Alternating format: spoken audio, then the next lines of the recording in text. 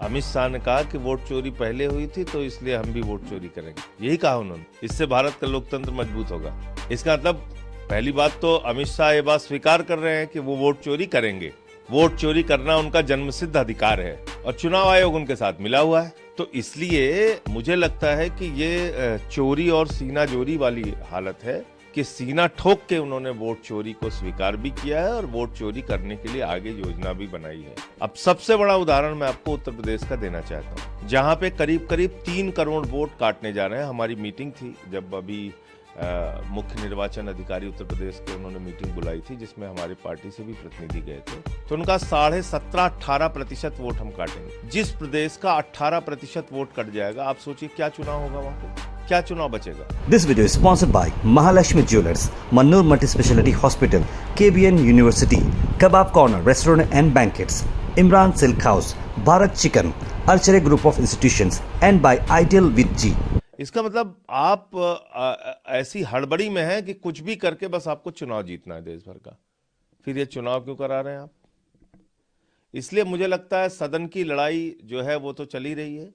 सड़क पर एक बड़ी लड़ाई लड़नी होगी और पूरे देश को इसमें सड़क पे आना पड़ेगा। और इस मुद्दे पे हम लोग साथ हैं।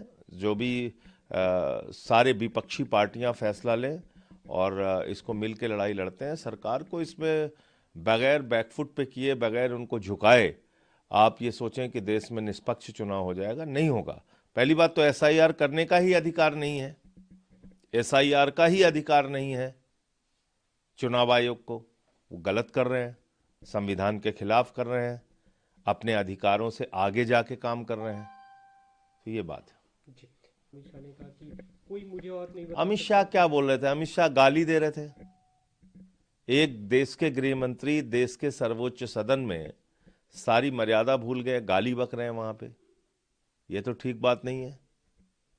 आप एक हेल्दी डिस्कशन कराइए पार्लियामेंट में, अपनी बात रखिए, अपना पक्ष रखिए। आपके पास कोई पक्ष बचता नहीं है तो फिर आप गाली गलौज पे उतर आते हैं। ये तो ठीक नहीं है। लूथरा ब्रदर्स कर लिया गया, कैसे देखते हैं? देखिए, मैं फिर दोहरा रहा हूं कि वो ऐसे हिंदुस्तान से नहीं भाग गए। उनको भगाने में किन किन लोगों का हाथ रहा है इसकी भी जांच होनी चाहिए।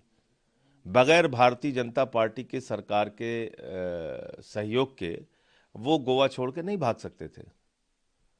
इंडिगो एयरलाइंस और सबको नहीं मिल रही है, देश की जनता परेशान हो रही है और 25 लोगों की जान चली गई जिन लोगों की लापरवाही से। वो इंडिगो की एयरलाइन से भाग गए हिंदुस्तान छोड़ के और हमारी सरकार कुछ नहीं कर पाई।